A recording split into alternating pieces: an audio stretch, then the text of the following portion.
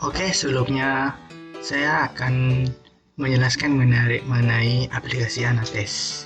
Oke, saat kita menginstalasi aplikasi Anates, akan ada beberapa menu dan juga beberapa contoh data hasil uraian. Oke, untuk pertama kali kita akan melihat bagaimana bentuk software Anates tersebut. Kita klik. Nah, ini adalah menu Anates atau aplikasi yang sudah saya jelaskan tadi.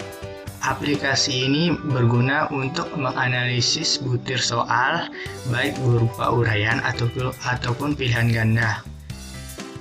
Pada saat kita pertama membukanya, kita akan dipilih ada 5 tombol. Yaitu pertama adalah tombol untuk menjalankan Anates pilihan ganda, kemudian ada untuk menjalankan Anates uraian, dan ada untuk masukan untuk pengembang. Berikutnya adalah kita menuju situs Anates, dan yang terakhir adalah untuk keluar dari situs aplikasi Anates. Oke, pertama karena kita akan mengambil sampel mengenai pilihan ganda, kita klik saja jalankan pilihan Anates pilihan ganda.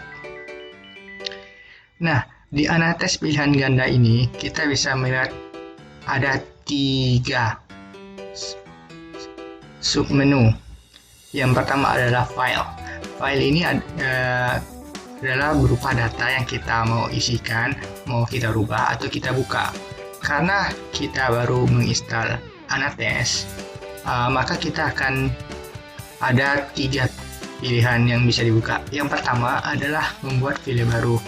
Nah, dari saat kita membuka file baru, maka akan muncul form, yaitu kita akan ditanya berapa jumlah subjek, berapa jumlah butir soal, dan ada jumlah pilihan jawaban. Misalkan kita jumlah pilihan jawaban kita A sampai E, berarti itu ada 5. Berarti kita tulis saja di sini 5. Kemudian ada jumlah subjek. Jumlah subjeknya misalkan jumlah subjek ini misalkan di kelas itu memiliki 25 orang siswa, 30 orang siswa, dan berikutnya adalah jumlah butir soal. Berarti jumlah soal yang kita kasih ke anak didik kita nanti itu misalkan 10, 15, ataupun mungkin 20. Oke, saya contohkan saja jumlah subjeknya, kita taruh aja ada sekitar 20 orang, 25 orang lah. Kita taruh 25 orang, jumlah butir soal tetap 10. Kemudian jumlah pilihan jawaban kita A, B, C, D, E. Berarti kita sampai 5. Oke, kita menu OK. Nah, di menu OK ini kita akan melihat yang pertama adalah tabel nomor urut. Di tabel nomor urut ini kita seperti biasa akan diurutkan misalkan dari nomor 1 sampai seberapa banyak jumlah siswa kita. Kemudian ada nomor subjek, sama seperti itu, lebih kurang untuk menjelaskan berapa nama subjek kita. Berikutnya, nah di tabel berikutnya ini ada pilihan. Yang pertama adalah nomor butir baru. Maksudnya nomor butir baru ini adalah jumlah butiran asli, jumlah butiran yang baru kita tambahkan. Kemudian ada nomor butiran asli. Butiran asli ini misalkan sama sih seperti butiran baru, tetapi jumlah butiran asli ini ada butiran yang kita sebelumnya ibaratnya belum kita masih asli gitu. Sementara butiran baru ini mungkin data yang sudah kita tambahkan, misalkan dari butiran aslinya hanya 10, tapi kemudian kita tambah menjadi 15, berarti ada butiran barunya bertambah 5. Kemudian ada nama subjek satu kunci. Nah, di subjek satu kunci ini adalah kita memasukkan data kunci jawaban. Misalkan kita memasukkan kunci jawabannya itu A, B, C, D, E, A, B, C, D, E. Oke, ini adalah contohnya. Ada kunci jawabannya dari nomor 1 sampai nomor 10 itu adalah A, B, C, D, E, A, B, C, D, E. Nah, Yang nama subjek kunci yang berikutnya ini adalah nama. Di bawah nama kunci subjek 1 kunci, ini adalah biasanya nama anak didik kita. Terserah mau diurutkan ataupun tidak masalah. Yang penting jumlah jawaban anak didik tersebut ada dan jelas. Misalkan nama anak didiknya itu Amor, saya contohkan begitu. Kemudian itu dia menjawab nomor 1 A sesuai jawaban dia ya. Nomor 2 B, nomor 3 C, nomor 4 D, nomor 5 E, nomor 6 A, nomor 7 B, nomor 8 C, nomor 9 D, nomor 10 misalkan dia buat A. Nah, ini adalah nama anak didik, kemudian ini jawaban mereka. Maka kalau kita mau menginputnya kayak seperti itu, misalkan habis UTS atau habis UAS, kita beri anak didik kita ini nama, kemudian jawabannya. Nanti di sini di aplikasi ini akan menjelaskan secara rinci mengenai gimana kesulitan soalnya, kesukaran soalnya, kemudian bagaimana kualitas soalnya, dan juga bagaimana sih berapa jumlah betul anak didik kita. Oke, karena ini adalah contoh, nanti yang di bawah ini bisa diisi dengan jumlah nama orang, terserah mau nama siapapun. Oke, kemudian kita kembali ke menu utama. Oke, karena menu tadi itu adalah menu yang baru, maka di Anates ini juga dilampirkan beberapa contoh Anates yang sudah memasukkan input data secara lengkap.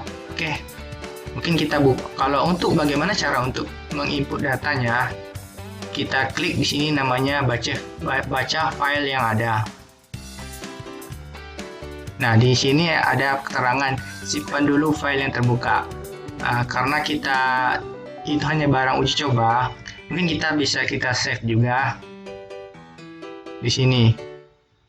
Nah, untuk meng-save-nya, kita masukkan misalkan mata pelajarannya adalah geografi. Dan kita akhiri dengan akhiran untuk jenis format aplikasinya adalah ANA, supaya aplikasi itu bisa terbaca. Oke. Nah, sekarang kita membuka pilih aplikasinya. Kita buka aplikasi Anates. Sekarang kita mau contohkan, kita ambil yang biologi dulu.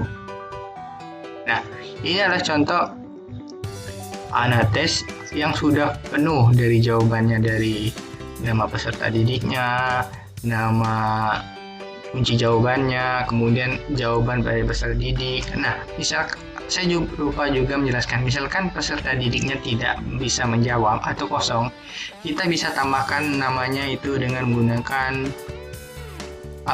bintang dengan cara Ctrl tambah 8, akan berubah menjadi bintang. Oke, begini mereka ini yang sudah diinput. Selanjutnya, bagaimana cara untuk kita mengolah datanya? Untuk mengolah datanya lumayan cukup sederhana. Pertama, kita klik kembali ke menu utama. Nah, di balik menu utama, kita pergi ke menu penyekoran. Nah, di penyekoran ini ada 3 menu lagi. Yang pertama adalah penyekoran data, skor di bobot, dan berikutnya adalah olah semua secara otomatis. Nah, kita ambil saja yang langsung olah semua secara otomatis, karena nanti yang secara otomatis akan menjelaskan langsung mengenai penyekoran data dan skor yang dibobot. Oke, kita klik. Nah, ini adalah tentang peskoran data yang dibobot. Nah, misalkan ini jumlah subjek. Maksudnya dari pengertian jumlah subjek ini adalah jumlah peserta didik yang mengikuti atau mengisi jawaban. Berikutnya adalah jumlah bukti soal atau jumlah soal yang ada. Kemudian adalah bobot untuk jawaban benar. berarti adalah poin, misalkan berapa poin yang siswa dapatkan jika berhasil menjawab pertanyaan tersebut. Dan berikutnya adalah bobot untuk jawaban yang salah adalah 0. Bisa kita ganti nanti itu sebagai apakah tetap 0 atau dikurang. Tapi biasanya kalau untuk peserta didik itu nilai untuk salah itu tidak dikurang. Nah, yang pertama ini kita bisa lihat ini adalah nomor urut, nomor subjek. Oke, kita lihat namanya yang pertama. Misalnya contohnya adalah Zahra. Zahra ini dia benar 5, salah 25. Dia tidak ada membuat jawaban yang kosong. Berikutnya skor dia adalah 5. Sekarang adalah skor bobotnya adalah 5. Berarti karena dia benar adalah 5 dan jumlah skor bobot yang jawaban benar adalah 1, maka 5 dikali 1, maka dia akan mendapatkan nilai 5. Begitu pula misalkan skor jawabannya adalah 2, berarti benar dikali dengan jawaban benar, maka akan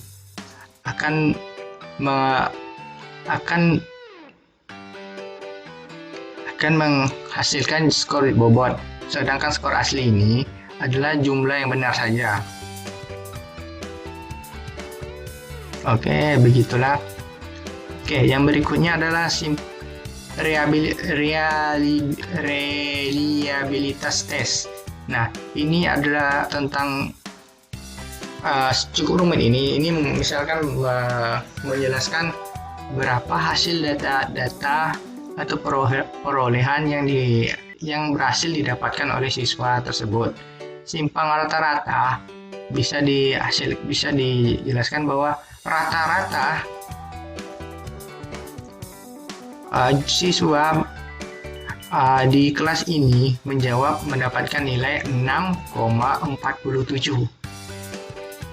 Berarti dari 38 orang ini rata-rata nilai mereka adalah 6,47. Simpang baku. Simpang baku ini adalah dari nilai rata-rata, antara nilai rata-rata sama nilai nolnya, 0 atau tidak dijawabnya. Berikutnya adalah korelasi XY. Ini adalah nilai korelasinya. Berikutnya ini seperti tadi kan, dia skor ganjilnya berapa dia jawab. Skor ganjil ini skor yang misalkan si Zahra ini menjawab nomor 1, nomor 3, nomor 5, dan nomor ganjil selanjutnya. Sama juga seperti skor genap, misalkan nomor 2, 4, 6, dan seterusnya. Nah, dari skor ini akan ditotalkan menjadi berapa? Misalkan 5, dia mesti menjawab 5. Berikutnya adalah kelompok unggul atau ASOR. Biasanya kelompok unggul ASOR ini adalah orang atau siswa yang mendapat nilai tertinggi dalam penilaian soal ini saat kita memberikan soal ini. Berarti dari 38 jumlah siswa itu ada sekitar top 10 orang yang mendapat nilai tertinggi. Yang pertama, kita bisa melihat di sini nomor subjek atau nomor urut siswa tadi yang kita input tadi, yang nomor 17 adalah Kusnadi. Dia berhasil memperoleh nilai 19 dari 30 soal. Berarti dia hampir lebih dari setengah dia mengerjakan soal dengan benar. Kemudian kita bisa lihat, kemudian ada yang nomor 2 adalah Usman Harmawan. Dia berhasil meraih nilai 19 juga. Namun si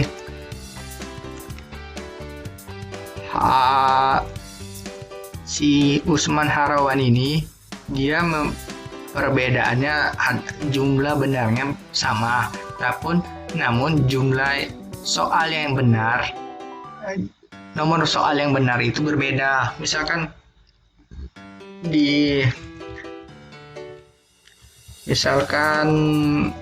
misalkan dia berhasil meraih nilai 1, kemudian ada nilai 2, nilai 3.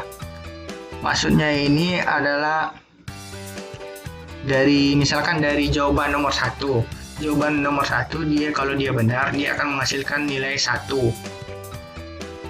Misalkan jawaban nomor 1 itu dia benar. Dan misalkan jawabannya A, dia benar, maka nilainya adalah 1. Kemudian kalau dia salah, maka dia akan langsung di strip saja. Berarti tidak ada bernilai. Berikutnya misalkan kalau dia tidak menjawab atau dia kosongkan saja, maka kita beri lambang bintang. Namun nilai bintang ini tetap dianggap 0.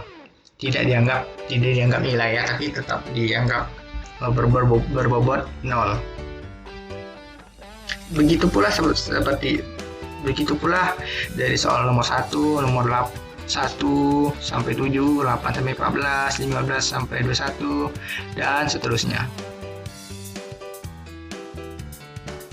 Kemudian ini adalah kelompok ansor. Ini yang bawahnya ini adalah kelompok top yang berhasil meraih nilai paling rendah.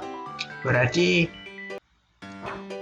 ini adalah 10 top yang meraih dari nilai paling rendah. Nomor 1 itu adalah peringkat 10 paling bawah, sedangkan peringkat 10 ada orang yang paling rendah nilainya.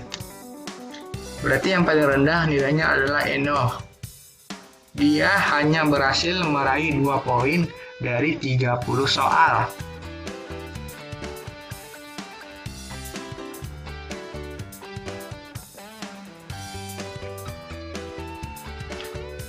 Oke.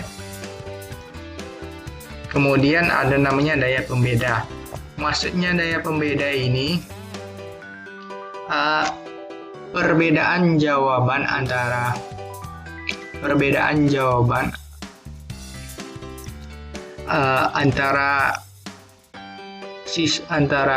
yang benar dengan yang salah.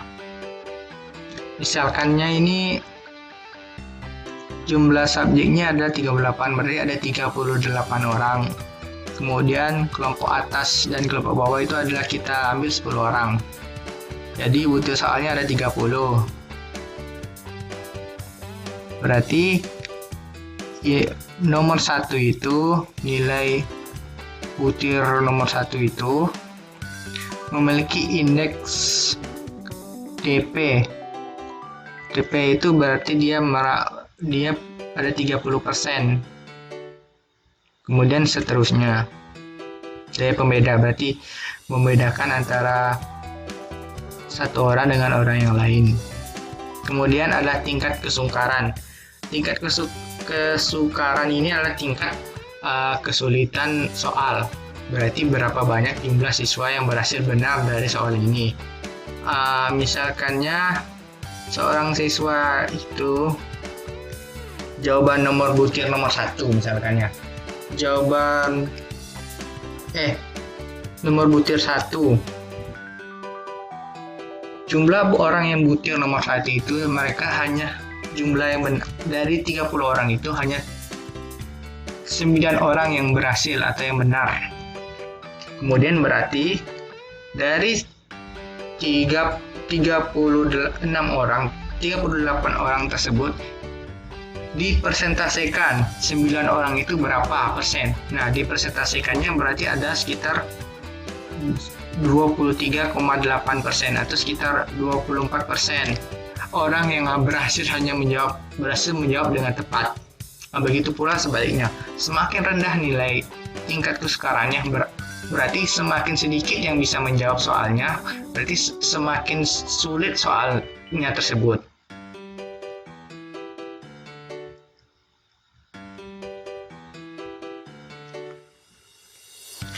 Kemudian korelasi skor butir dengan skor total.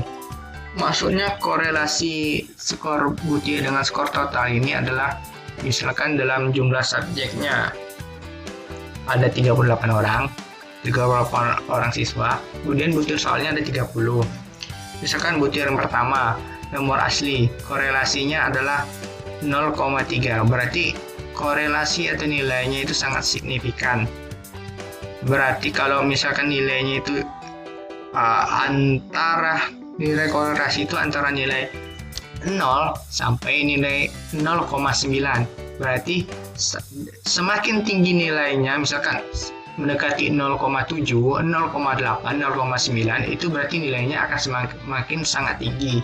Kemudian jika nilainya antara 3, 0,3, 0,4, atau 0,5, itu biasa nilainya itu signifikan. Kemudian kalau dia skornya cuma 0,1 atau bahkan min, berarti soalnya itu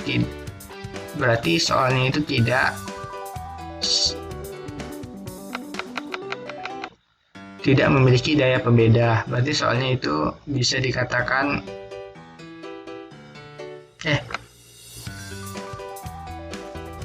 bukan daya pembeda. Berarti skor maksudnya skor korelasi tersebut tidak sangat signifikan.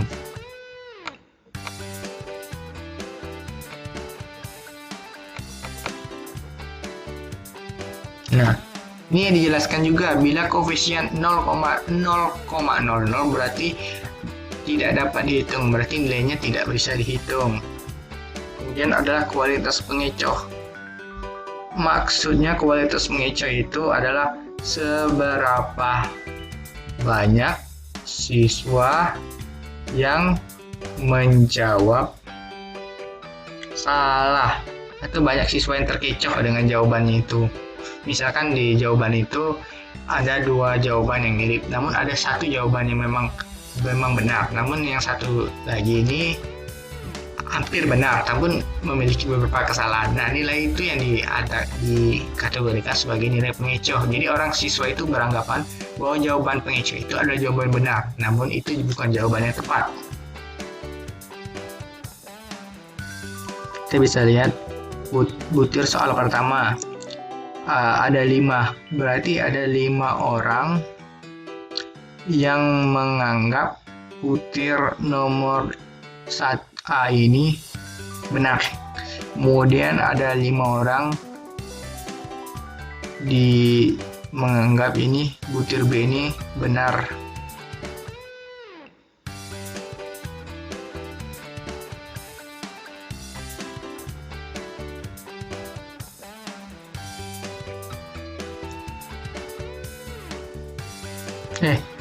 Maksudnya ini jika kunci jawaban. Maksudnya ini diulang lagi. Misalkan yang 5 ini 5 orang yang terkicu. 11 ini 11 orang terkicu. 9 yang berkasih bintang ini berarti ada 9 orang yang bisa menjawab dengan benar. Dan gitu pula seterusnya. Kemudian yang terakhir adalah rekap analisis butir. Jadi semua nilai yang tadi disebutkan direkap menjadi satu paragraf, satu tabel yang bisa digunakan. Untuk yang preview, untuk yang tabel kedua, menu yang kedua kita sudah selesai. Selanjutnya kita ke menu berikutnya.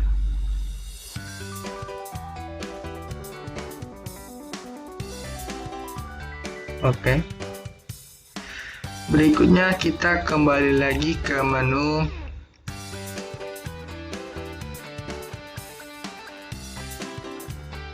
ada menu olah data. Bisa kita lihat ada menu reliabilitas. Ini bisa kita lihat nih jumlah orang yang benar, berapa korelasinya. Berarti nilai yang olah data ini dari semua ini, dari penyantoran ini diolah secara lebih halus ke nilainya, jadi bisa dibaca dengan cepat.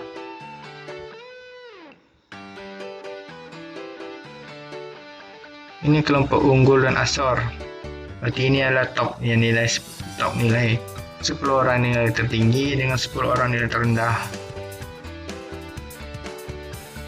Daya pembeda, berarti ini indeks daya pembedanya berapa, ini sudah dijelaskan. Kemudian tingkat kesukarannya, soal butir nomor 1.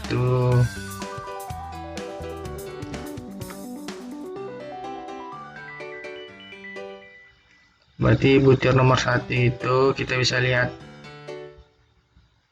dari 38 jumlah siswa yang jawab cuma betul 9, berarti persentasenya di 24 sekian kurang yang benar. Artinya soal ini sukar atau sulit.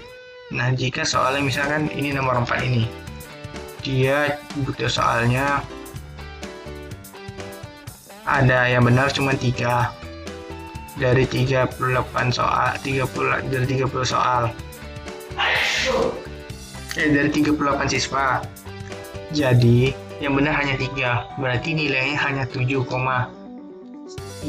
atau 8 lah. Berarti presentasinya sangat rendah. Kembali lagi ke menu utama. Ini nilai korelasinya. Seperti tadi, korelasinya apa? Signifikan, sangat signifikan. Kemudian ini adalah kualitas pengecohnya. Jadi di mana misalkan nomor A ini yang memilih nomor A ada 5 orang, yang memilih nomor B ada 11 orang, yang memilih C yang benar ada 9 orang, dan segitu pula seterusnya. Kemudian ini rekap. Rekap ini adalah jumlah hasil yang semua dari olah data itu dari awal tadi, dari rehabilitas sampai sekarang, sampai rekap penuh ini dijelaskan. Oke, begitu pula penjelasan singkat dari saya. Mohon maaf jika ada kesalahan.